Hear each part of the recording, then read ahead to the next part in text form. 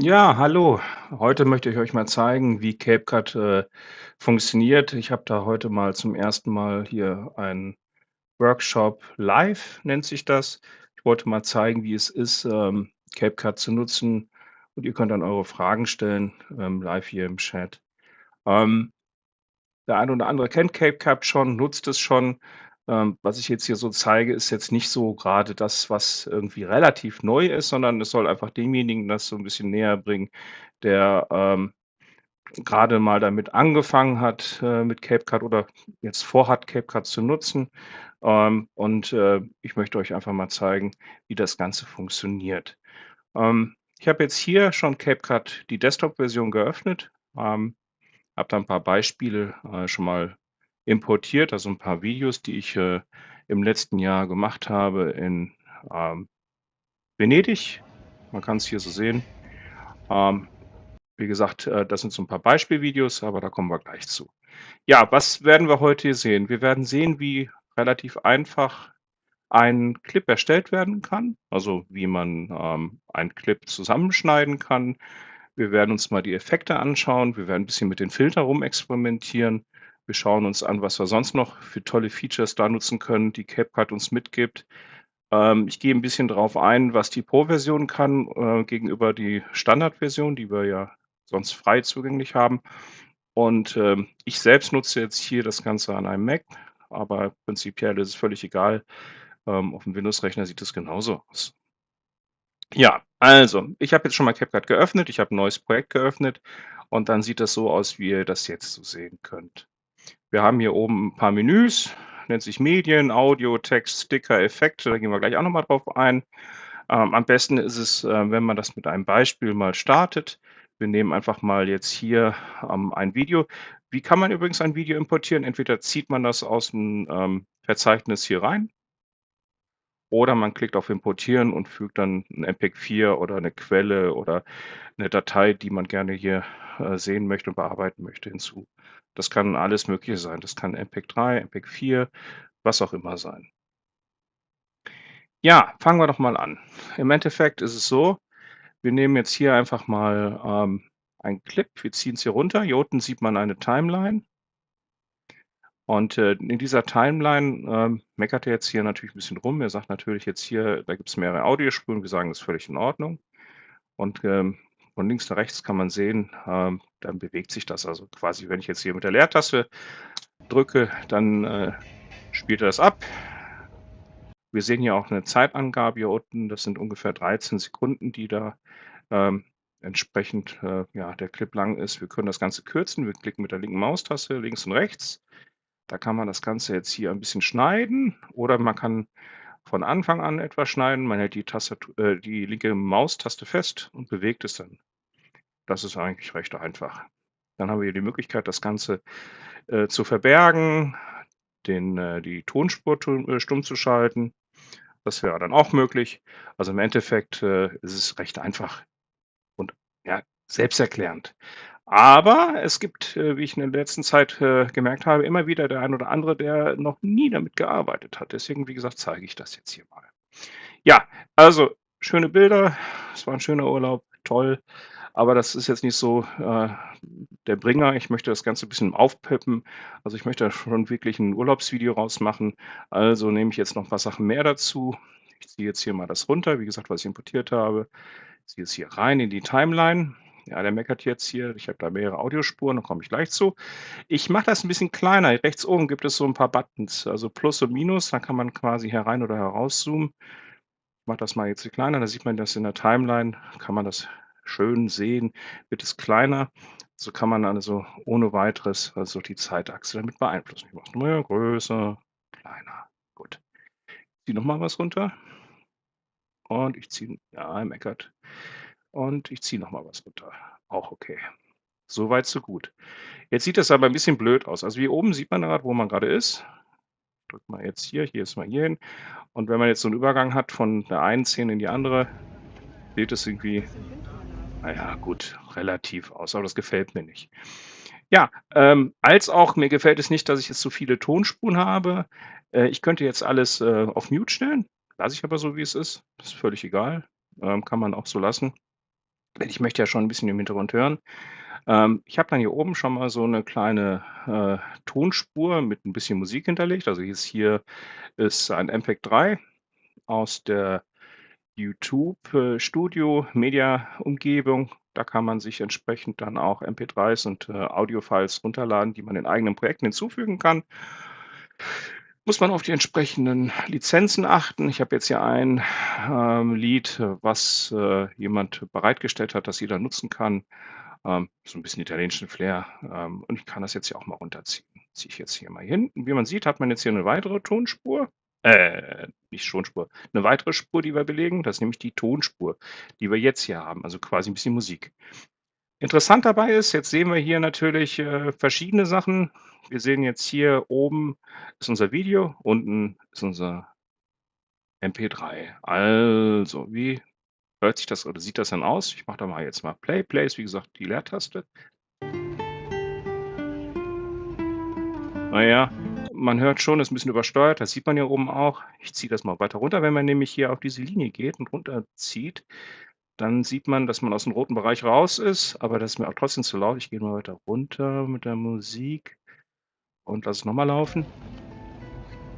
Das ist zu leise, ne, noch 'n bisschen lauter. Ja, hört sich schon besser an.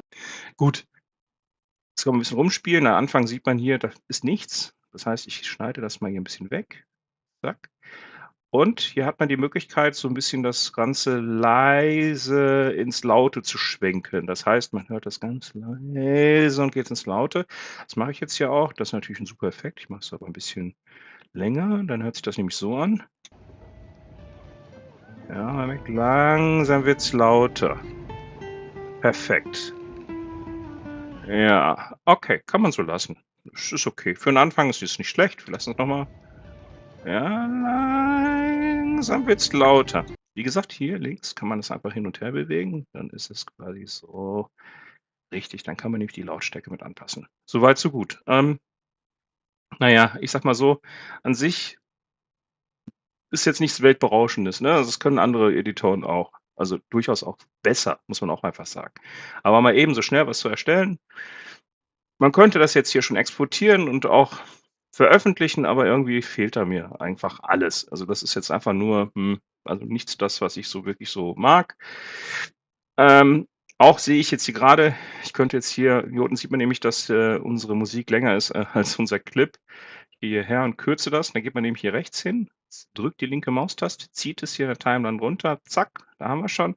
Und ich möchte es gerne auch ausklingen lassen. Wie wir's am Anfang reingebracht haben, möchte ich die Musik dann auch dann von am Ende etwas, dass es immer leiser wird. Das geht genauso mit der linken Maustaste drücken und nach links ziehen. Und wie hört sich das jetzt hier an? Wir gehen mal zum Ende hin. Jetzt geht die Musik wird immer leiser. Genau. Genauso wollte ich das haben. So weit, so gut. Also, das ist erst mal das, was wir jetzt hier haben. Ich habe, wie gesagt, 'ne Videoquelle jetzt hier. Das war mal eine Fahrt, die ich letztes Jahr gemacht habe in Venedig, mega. Aber im Endeffekt ist es wirklich nicht alles, was ich so jetzt hier äh so wirklich, gut finde. Da fehlt was, da fehlt so 'ne Menge. Als Erstes würde ich mal sagen, was jetzt hier, tja, als Erstes, geändert werden muss, ist 'n Übergang. Wir haben hier oben verschiedene Übergänge. Ich klicke das mal an. Dann kann man sehen, was angesagt ist. Na, wieso macht er das nicht? Braucht 'n klein bisschen. Der ist noch am Laden. Na, angesagt. Reagiert er gar nicht. Das ist natürlich super. Vorführeffekt. Er ist noch am Laden. Dann lassen wir ihn noch mal laden. Also, normalerweise hätten wir jetzt hier verschiedene Effekte, Übergänge, was auch immer zur Auswahl dasteht. Ich nehme jetzt mal einen, der wird jetzt hier, warum auch immer, nicht dargestellt. Ich nehme mal so 'n Blur-Effekt. Nein, den wollte ich gar nicht. Nehmen wir den wieder raus. 'N Übergang. Ziehen jetzt einfach mal einen runter. Warum auch immer werden die jetzt nicht dargestellt. Es kann durchaus sein, dass ich jetzt die Grafikkarten Probleme habe, deswegen zeigt das nicht an. Das ist aber auch nicht so tragisch. Wir gehen jetzt hierher und wir haben jetzt hier einen Effekt ausgewählt. Ich drücke mal auf Play, dann kommt dann dieses Herz. Ja, genau. Super, nett, gut. Aber auch nicht das, was ich möchte. Ja. Ähm, Jetzt hat man hier die Möglichkeit noch, ja, copyrightfreie Musik noch, zu ändern. Da kann man hier auf Music gehen. Denkt auch daran, immer zu schauen, ob's wirklich copyrightfrei ist. Und wir gehen jetzt hier auf, Sticker. Da haben wir sie ja. Ich könnte jetzt hierher gehen, in dem Clip ein paar Sticker hinzufügen. Ich nehme jetzt hier das hier, das gefällt mir. Wie man sieht, ist hier so 'n, Pfeil nach unten, das heißt, der liest das noch ein. Ist noch nicht da. Der muss erst mal herunterladen. Das hat er jetzt hier im Endeffekt. Ich kann es mit der Maustaste gedrückt halten hier runterziehen. Das mache ich jetzt hier auch mal. Und jetzt hat man's hier unten. Und in der Vorschau sieht man's da oben auch schon. Ich mache es mal 'n bisschen länger. Das ist übrigens die Zeitachse zu dem Sticker. Als auch hier oben kann man's hin und her bewegen, so wie man's haben möchte. Ich mache es mal größer. So, hier hin. Und wie sieht das aus? Ja, nett. Gehe noch mal hier hin. Ich mache mal das in Vollbild.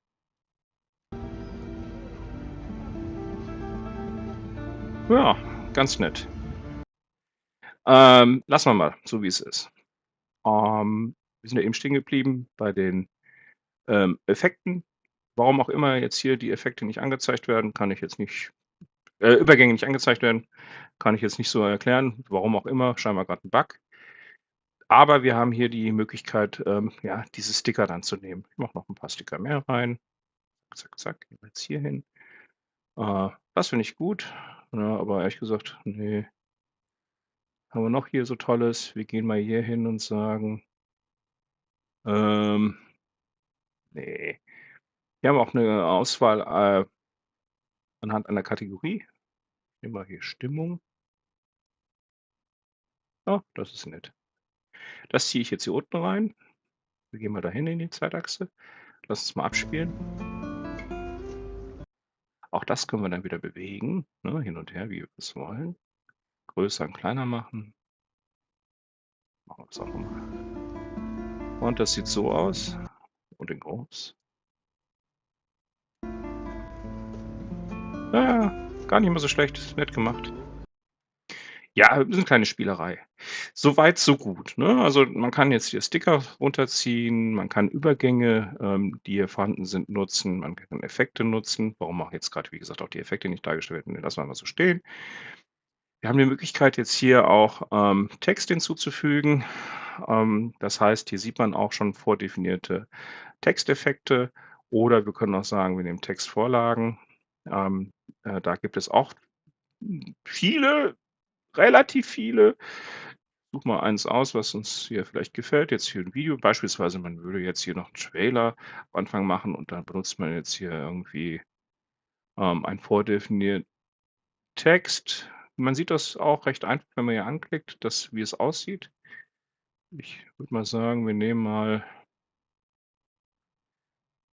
ah, nehmen wir mal The End, gehen bis zum Ende hin, schieben das hier hin, machen's auch wieder etwas größer. So, hier oben haben wir's, hier sehen wir's. Wenn man das gedrückt hält, kann man dann auch hier hin und her die Größe anpassen. Noch mal zurück, mach's mal groß. So sieht es dann aus. Ja, ist okay. Aber im Endeffekt gefällt's mir noch nicht so. Ja, also Spielereien ohne Ende, ne? Also, das geht. Auch wir haben die Möglichkeit, jetzt hier das Ganze mit 'nem Filter zu belegen.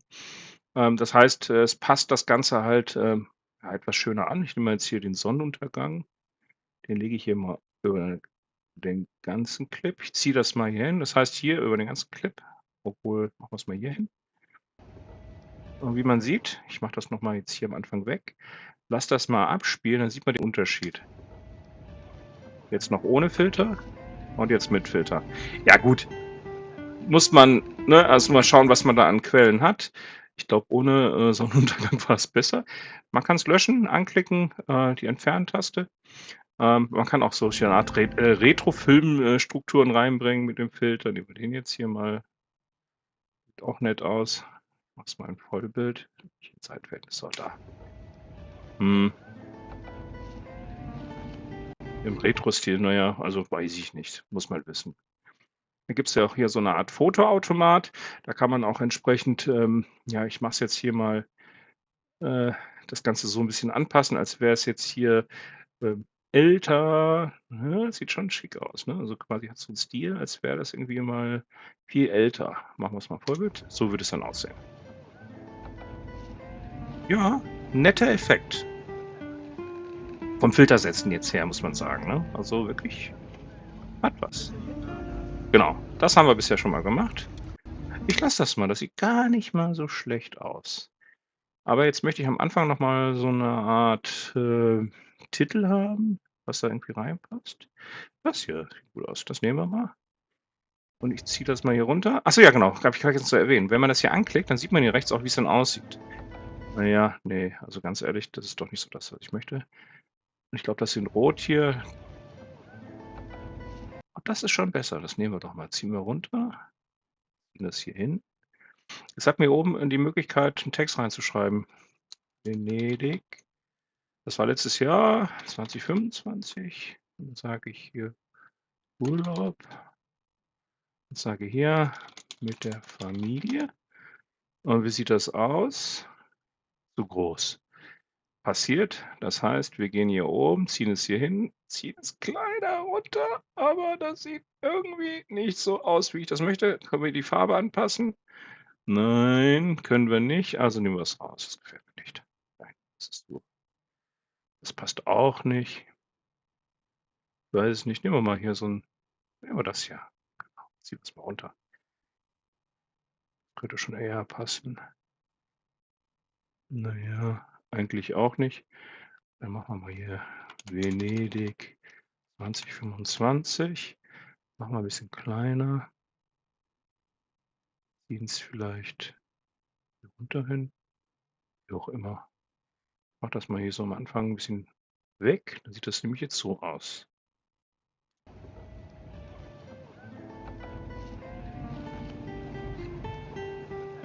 Venedig 2025. Aha, da haben wir gemerkt, das sieht nicht gut aus. Das heißt, hier hat man nämlich den Übergang und der gefällt mir nicht. Das heißt, wir müssen das kürzen, damit es im Übergang halt nicht so aussieht und fangen noch mal von vorne an. Wie sieht's jetzt aus?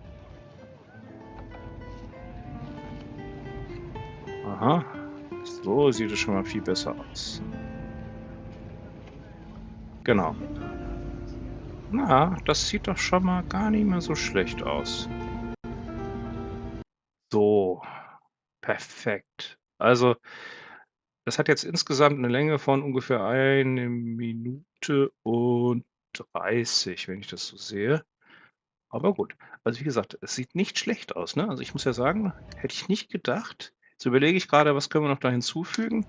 Also, dieses vom Effekt hier ist es echt hat was. Genau. Ja, das habe ich mal eben schnell, letztes Jahr mit 'nem iPhone aufgenommen und kann sich sehen lassen, ne? Also, wirklich.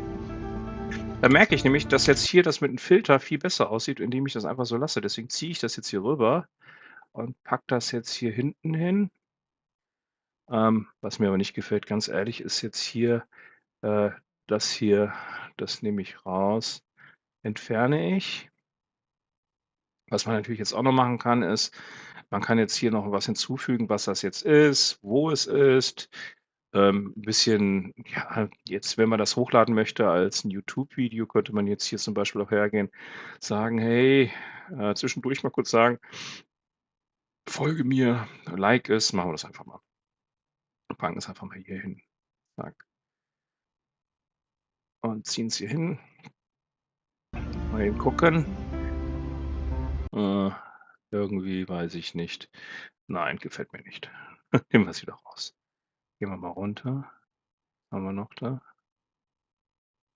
Wie sieht das aus? Ah, das sieht schon besser aus. Das ziehen wir dann jetzt hier runter, machen's größer. Also, nicht so groß wie jetzt hier, sondern ich würde es mal hier in der Ecke hinbringen. Nicht so lang. Sieht das jetzt aus? Ich fange mal von vorne hier an.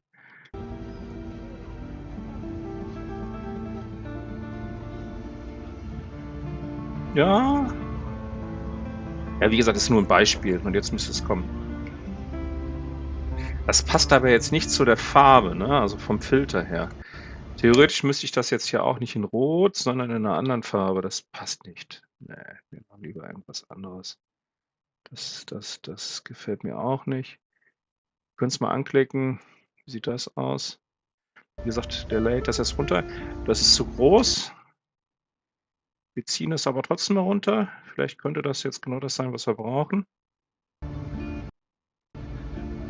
Und gehe jetzt hier runter und sage hierhin. Ja, das ist schon besser. Nicht so ganz so groß. Sagen noch mal, wie sieht das jetzt in Vollbild aus? Ja, das sieht schon mal gut aus.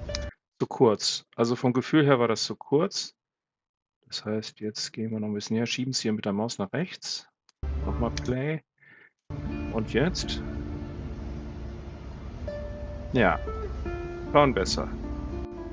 Perfekt. Genau. Also, genau so, wie es sein sollte. Ja.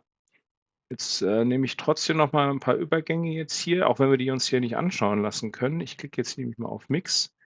Ach, da haben wir sie doch schon. Perfekt. Das hat ja eben nicht so geklappt. Hier sieht man nämlich 'n paar Effekte. Ich nehme jetzt mal so 'n Mix-Effekt. Mix-Effekt nutze ich immer gerne, weil diese Überblendung dann da ist. Mal eben schauen. Man kann's größer machen, das heißt, dem die Zeit festlegen, die Dauer, vom Effekt vom Übergang. Meine Güte, was habe ich mit Effekt? Und wie sieht das aus? Ich nehme mal Vollbild und jetzt macht er den Übergang ganz langsam. Genauso wie wollte ich das haben. Perfekt. Jetzt gibt's hier noch andere tolle Sachen, ne? Also, ich gehe jetzt hier mal her und sage, wir machen das mal hier. Ich das mir an, dann können wir hier rechts das sehen, wie es aussieht. Das ist nur so 'n weiß ich nicht, und das ist so 'n Verwackeln. Das ist mir zu schnell. Ein Schütteln gefällt mir auch nicht. Was haben wir noch Tolles? Wir nehmen mal ja, das ist übrigens 'n VHS-Wackler. Den könnten wir reinbringen. Das hat so 'n VHS-Effekt. Das mal gucken, wie es aussieht. Wupp.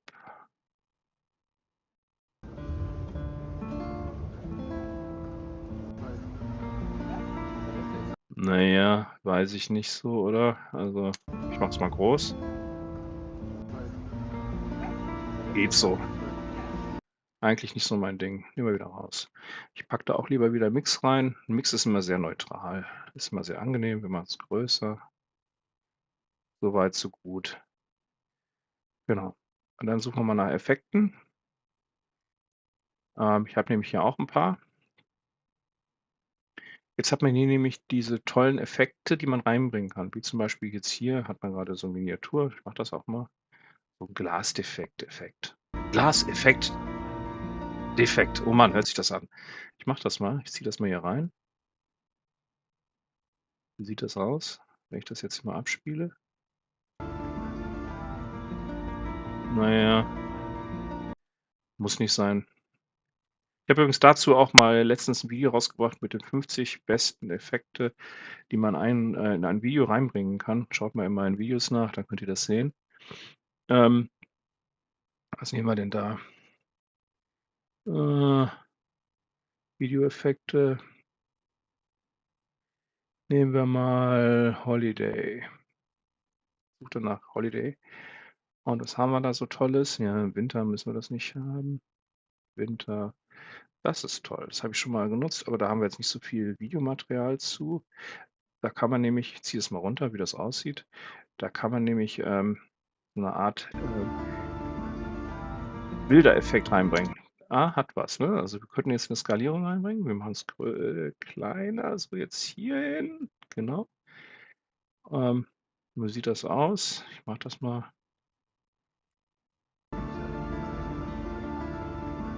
ach so, ne, das ist ja nicht das, was ich wollte. Wir nehmen das einfach mal so. Ja, doch, so kann man's auch nehmen. Ja, man kann da 'n bisschen mit rumexperimentieren, ne? Das sind die Effekte, die man da so hat. Ähm, ja, weiß ich nicht. Kann man 'n bisschen mit rumspielen. Was haben wir noch? Wir haben hier gehen wir noch mal runter, zum Neujahr Kalender. Ne, das nehmen wir auch nicht.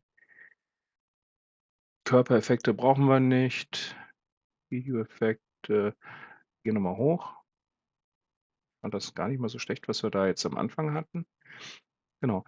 Black Friday. Gut, das passt jetzt hier nicht, ne? Also, das ist jetzt was haben wir da? Urlaubsplan. Wir packen mal Urlaubsplan hier unten mit rein. Wird das mal größer? Ah, das ist doch nett. Ich mache es mal größer. Ich mache es jetzt mal in Fullscreen, dann können wir uns alle besser sehen. Ach doch, ist nett. Außer sehr pixelig, ne? Also, wenn man sich hier das genau anschaut hier. Ich meine, das ist jetzt hier nur in der Vorschau. Beim Exportieren ist natürlich jetzt nicht mehr, so pixelig. Das hat man gesehen jetzt grade mit'm Flugzeug, dass da das gefällt mir nicht so ganz, sieht 'n bisschen sehr billig aus. Ja gut, können wir trotzdem mal drinnen lassen. Ja, nur 'n bisschen rumexperimentieren. Ja. Da gibt's natürlich noch andere tolle Effekte, wie zum Beispiel so 'n Regen. Genau, machen wir das mal ziehen wir mal runter, so 'n Regeneffekt. Zack, spielen das mal ab. Auch da wieder lieber mal in Vollbildmodus. Na ja, nett. Also, ich mag das, ne? Dieses einfach mal ausprobieren, da kommen tolle Sachen bei raus, ne? Also, nicht nur einfach mal irgendwie, ja, es muss immer so wie immer aussehen, ne? Das gefällt mir nicht. Also, weiß nicht. Deswegen fand ich das jetzt nicht schlecht. Ich mache das noch mal hier, so wie es jetzt grade am Anfang war. Mache das mal im Vollbild. Also, erst mal das Originalbild. Ich nehme es noch mal hier raus, ne? Also, den Filter mache ich mal 'n bisschen kleiner, dann sieht man das, wie es eigentlich war ohne Filter. Sieht wirklich nicht schlecht aus. So war es ursprünglich, ist das doch viel besser, ne? Dann hier den kleinen Mini-Trailer jetzt hier. Venedig vom letzten Jahr, genau, geht weg. Übergang, ja, 'n kleiner Effekt. Ein bisschen Regen. Na ja, mit dem Regen gefällt mir gar nicht, nehme ich wieder raus. Raus, wie gesagt, ganz einfach, markiert es einfach und dann einfach mit der Entfernen-Taste rausnehmen. Was haben wir jetzt noch? Das war jetzt mit dem Herz. Ich mache es größer. Man kann übrigens nachträglich einfach reingehen, das größer machen, so wie man's möchte. Dann kann man das jetzt hier so sehen. So ist es, genau. Perfekt. Jetzt gehen wir hier rüber. Dann bekommen wir so 'n Hinweis, aber ich möchte ihn eigentlich mehr zentriert haben zwischen den Effekten. So, jetzt sieht es dann so aus. In groß. Ja, ist okay. Kann man lassen. Soweit habe ich jetzt erst mal alles. Das sah nett aus. Was haben wir noch für tolle Sachen? Ja, die haben jetzt so 'n bisschen so 'n paar Spielereien. Ich ziehe das mal hier runter und lasse es mal abspielen. Da hat man so 'n Effekt wie jetzt hier. Ziehe das mal größer, kann man das, ne? Weihnachten, Weihnachtserinnerungen. Kann man auch natürlich auch missbrauchen für Sommer. Machen wir hier an. Genau, an sich nicht schlecht, ne? Hat auch was. Jetzt hier vom Effekt, ja, das passt jetzt natürlich nicht in der Reihenfolge jetzt hier, aber dann könnte ich das hier 'n bisschen kleiner machen. Obwohl, ich lasse es drinne. Ja, ja, perfekt. Also, wie gesagt, ihr könnt da einfach mit rumexperimentieren, die Übergänge hier reinbringen, die ich jetzt hier gemacht habe zum Beispiel, ne? Also, das ist nicht schlecht. Auch da gehe ich noch mal zurück, haben wir 'ne ganze Menge. Ich habe jetzt hier nur 'ne kleine Auswahl, mit dem, Begriff Mix genommen, weil ich halt gerne immer etwas einfach hier überblenden möchte. Aber ich nehme mal jetzt den noch mal hier raus. Wie man das machen kann, einfach markieren und dann wieder entfernen. Und hier ist so 'n Übergang, den ich mal testen möchte. Den ziehe ich jetzt hier mal rein. Der nennt sich Blockheizung oder was war das jetzt hier? Ja, ich mache das mal Vollbild. Ich habe es vorher noch nie gemacht. Mal gucken, was passiert. Ja, so 'n bisschen aber irgendwie zu kurz. Machen wir's mal 'n bisschen länger. Zack. Und wie sieht es aus? Na, jetzt kommt's. Hm, weiß ich nicht. Doch nicht, nehmen wir wieder raus. Ich glaube, da war Mix nicht schlecht. Ich ziehe wieder Mix runter, mache es wieder größer. Mix bleibt einfach.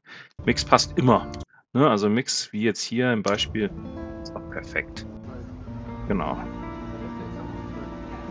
Ja, da gibt's natürlich noch andere tolle, Effekte. Nehmen wir mal so Retro-Effekte. Lade die mal grade runter. Da haben wir 'ne große Auswahl. Wir können so 'n bisschen experimentieren. Wir gehen jetzt hier hinten hin. Dann gehen wir lieber hier hin. genau, und ziehen jetzt hier diesen man kann, wie gesagt, das in der Vorschau sehen. Ich klicke das mal an. Ne, das gefällt mir nicht. Und wie sieht es hier aus? Ja, geht schon eher. Was ist hiermit?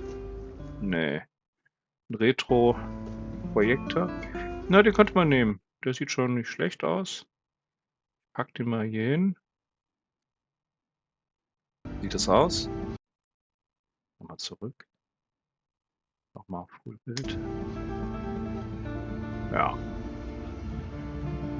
Das war jetzt 'n bisschen übertrieben, ne? Das passt jetzt in der Szene nicht so, aber ist okay. Ja, genau. Ist okay. Kann man so lassen. Ziehe das mal wieder jetzt hier nach vorne, damit der Filter auch passt, damit das wirklich schön aussieht und, lasse das mal noch mal laufen, mir da noch was zu einfällt. Könnte man nicht doch noch mal was nehmen hier vom ich lasse das mal hier laufen. Nein, das gefällt mir nicht. Und das mit dem Nostalgie, ne, das nehmen wir auch nicht. Der Retro-Umkehrer, den kann man nutzen, aber nicht jetzt hier am Anfang. Retrofilm, da hat man diese Effekte. Wie gesagt, nicht wundern, das sieht jetzt hier schlimmer aus, als es ist. Also, wenn man das jetzt dann exportiert, sieht das viel, viel, viel besser aus. Genau.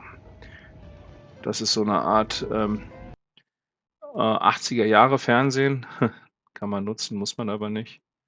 Was haben wir noch dort? Ja, das sieht doch auch nicht schlecht aus. Wir nehmen einfach noch mal hier so was. Ne, ich glaube, wir lassen's einfach so, wie es ist.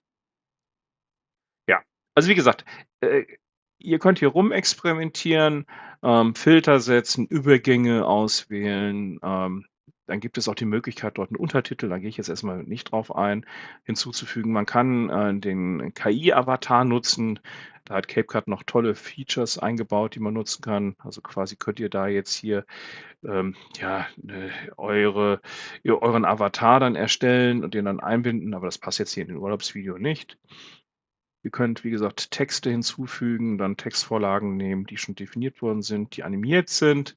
Ihr könnt, auch 'ne Auswahl an Medien nutzen, die jetzt hier in der Bibliothek zu sehen sind, von CapCut, die ihr da hinzufügen könnt. Ne, also schon, äh, vordefinierte, Bilder teilweise. Ich sage mal so recht einfach gestrickt, nur mal um was zu testen. Ja, wer es möchte, kann es gerne nutzen. Ich nutze lieber meine eigenen. Ja. Und wie gesagt, wir können hier 'n Filter setzen. Da habt ihr das nämlich mit diesen, alte Flitterwochen, damit das halt so aussieht wie jetzt hier vom Filter, so richtig schön nostalgisch alt, ne? Also, das hat schon was. Gut, soweit erst mal alles in Kurzform erklärt.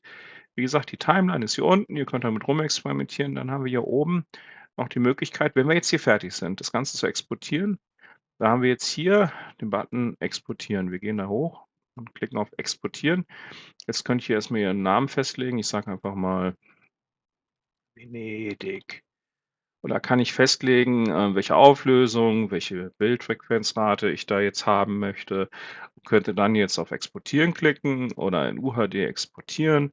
Auch das ist möglich. Es dauert halt was. Und jetzt kommen wir genau zu dem Punkt, wo ich sage: „Hey, wenn ich jetzt hier anklicke und ich habe nicht die Pro-Version, dann meckert er rum." Ja, das ist ja genau das Problem. Es gibt einige Features, die haben so 'n ich gehe noch mal zurück auf Abbrechen. Hier oben sieht man nämlich so 'n Diamanten, ne? Das sind dann, ähm, jetzt zum Beispiel hier Filter, die nur in der Pro-Version, dabei sind, ne? Also quasi, ihr könnt das nur nutzen in der Pro-Version. Ähm, Je nach Modell kann man das monatlich da entsprechend da abschließen oder jährlich. Ich selbst, nutze da, im Moment noch 'n uralten, Tarif, monatlich. Werde übrigens hier nicht gesponsert oder so was. Das ist, alles von mir selbst hier bezahlt und, nutze dann auch die Cloud-Funktion. Man kann nämlich hergehen, das Ganze, was wir jetzt hier haben, nicht nur lokal zu speichern, sondern dass es in der Cloud ist. Dann kann man das dann halt auch durchaus auf verschiedene Systeme mit rübernehmen und dann auch da weiter bearbeiten. Das geht nämlich auch. Das heißt, man kann jetzt wie jetzt hier bei mir jetzt hier in der Mac-Version, also das Ganze anfangen und später, an meinem Windows-Rechner einfach weitermachen. Das geht nämlich auch. Das ist auch kein Problem. Und man kann natürlich auch, einiges am Handy erstellen und bearbeiten. Das geht auch. Man kann's auch so hin und her schicken. Das ist auch möglich. Und, bei vielen ist es immer so gewesen, dass sie sich gefragt haben: „Kann man das Ganze auch irgendwo exportieren auf, einen speziellen Pfad, nicht dahin, wo jetzt quasi CapCut alles exportiert?“ Das geht auch. Dafür habe ich mal 'n Video gemacht. Könnt ihr auch in meiner Videoliste sehen, wie ihr das dann exportieren könnt, zum Beispiel auf 'ner NAS oder so, was ihr erstellt habt. Und wichtig dabei ist, dass jede Geschichte, die ihr jetzt hier in dem Medienverzeichnis hinterlegt habt, dass die auch wirklich, da sind und auch da bleiben. Das heißt, ihr müsst dann halt auch mit angeben, wo es gespeichert wird. Nicht, dass ihr dann das kommt auch schon mal vor, etwas fehlt. Wenn ihr nämlich das jetzt schließt und ihr habt das nicht da gespeichert, wo's ursprünglich war, dann seht ihr das nicht mehr in der Timeline. Aber dazu habe ich auch mal 'n Video gemacht, aber das ist jetzt hier erst mal egal. Also, hier geht's einfach nur darum, wie kann man mal eben schnell 'n Video bearbeiten, Effekte hinzufügen, 'n Sticker hinzufügen. Das haben wir jetzt hier gemacht, ne, recht einfach. Ich habe jetzt, wie gesagt, mein Video hier genutzt, was ich oder meine Clips, die, ich jetzt hier mal, ja, hochgeladen habe, die ich letztes Jahr importieren, da haben wir sie, in Venedig gemacht habe. Das sind ganz normale Dateien, die ich mit meinem iPhone aufgenommen habe, ne? Also, ich nutze jetzt hier 'n iPhone Pro Max. Der hat natürlich 'n bisschen noch 'ne bessere Kamera, aber das ist völlig uninteressant. Also, im Endeffekt, ihr könnt das Ganze anschließend ja sowieso bearbeiten, wie ich das hier gemacht habe, ne? Also, vom Prinzip her völlig in Ordnung. Gut, ich sage mal so, wir haben jetzt hier alles gesehen in Kurzform. Sollte auch noch mal kurz 'n kleines Einleitungsvideo sein. Mehr ist es nicht. Ihr könnt das Ganze auch hier, wie gesagt, vergrößern. Also, quasi, wenn ihr was abspielen wollt, ihr könnt das auch verschieben auf 'n anderen Monitor. Wenn ihr mehrere Monitore habt, geht das natürlich auch. Ist auch viel bequemer. Dann habt ihr zum Beispiel links könnt ihr das rüberziehen auf 'n Monitor. Ich kann's jetzt mal gedrückt halten. Ne, mache ich lieber nicht, dann sieht man es nicht mehr. Ja, hat man gesehen? Ich könnte das jetzt hier verschieben, ne? Also, man kann's jetzt hier ich könnte es jetzt, auf 'n anderen Monitor verschieben, dann ist es dann halt größer oder halt das so anpassen, wie ich's haben möchte. Und rechts könnt ihr nämlich auch noch was sehen, da bin ich noch nicht so ganz drauf eingegangen. Wenn ihr nämlich 'n Effekt oder einen Übergang oder was auch immer, rübergezogen habt, habt ihr rechts die Möglichkeit, das zu beeinflussen, also quasi anzupassen, ne? Habt ihr grade schon gesehen. Und wenn man jetzt hier hergeht und man klickt äh, auf ein Video nein, das wollte ich nicht. Genau, man muss manchmal aufpassen. Ihr könnt es, wie gesagt, beeinflussen. Jetzt hier zum Beispiel sieht man das nämlich. Hier oben haben wir nämlich, das Video, was wir jetzt hier haben. Da kann man auch 'n paar Anpassungen nehmen. Auch hier sieht man nämlich das nutze ich zum Beispiel immer gerne, wenn ich jetzt so weit hier mit allem fertig bin. Ich passe mein Audio an. Ich habe nämlich auch hier oben die Möglichkeit, Audio anzuklicken. Wenn ihr auf Audio klickt, kann man nämlich die Lautstärke anpassen. Mache ich zum Beispiel jetzt hier. Das geht nur, wenn man jetzt hier Pro-Mitglied ist. Man kann, wenn man jetzt so 'n Audio aufnimmt, eigene Audio auch entrauschen. Und was nett ist, was aber kostenpflichtig ist, man kann die eigene Stimme übersetzen in verschiedenen anderen, Sprachen, ne? Also, wenn man jetzt verschiedene Videos erstellt mit in verschiedenen Sprachen, ist das hier ohne Weiteres möglich. Problem hierbei ist, dass nicht nur die Pro-Version notwendig ist, sondern man muss da auch, einige Credits für ausgeben und, ist nicht grade wenig, was die da wollen. Und dann muss man auch auswählen, beispielsweise, ob das auch lippensynchron ist und was auch immer. Ja. Dann haben wir hier oben noch die Möglichkeit, die Geschwindigkeit anzupassen, ne? Also, quasi, ich könnte jetzt sagen, ich ziehe das Ganze in die Länge oder ich mache das Ganze schneller, indem ich jetzt zum Beispiel nicht, die Geschwindigkeit hier sieht man nämlich. Ich habe jetzt auf die Hälfte. Ich möchte es aber wieder in der normalen Geschwindigkeit lassen, wie ich's ursprünglich hatte. Oder was haben wir noch? Wir können jetzt hier 'ne Animation mit reinbringen. Ich habe jetzt erst mal keine gelassen. Das sind auch Effekte, die ihr sowieso im Menü sehen könnt. Wir haben dann hier auch das Ausblenden, vordefinierte Sachen. Ich nehme das mal jetzt hier gehe jetzt hier hin, sage mal Happy End. Und das wäre das so. Na ja, gut. Gehe aber hier hin und ne, ich lasse das so, wie's ist. Und sage hier ne, ich lasse das so, wie's ist. Das ist okay. Ich muss nicht unbedingt jetzt hier 'n Happy End reinbringen. Doch, doch, machen wir's doch. Zack. Haben wir das? Da war jetzt 'n Happy End, aber, ne, Gut, lassen wir's.